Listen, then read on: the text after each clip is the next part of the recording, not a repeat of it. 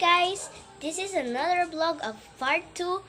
Then comment down and subscribe now and like this video, okay? So, ang gagawin po natin, ano po kasi, sad po kasi ako lilipat na po ako school.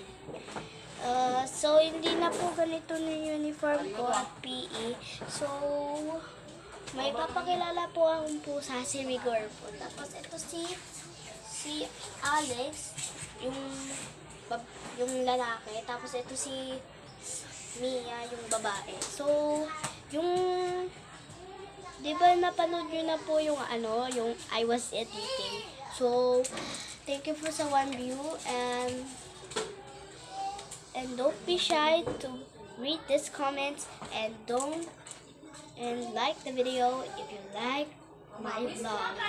So, yun lang po masasabi ko at thank you po sa 27 subscribers at yun lang po ang sasabihin ko.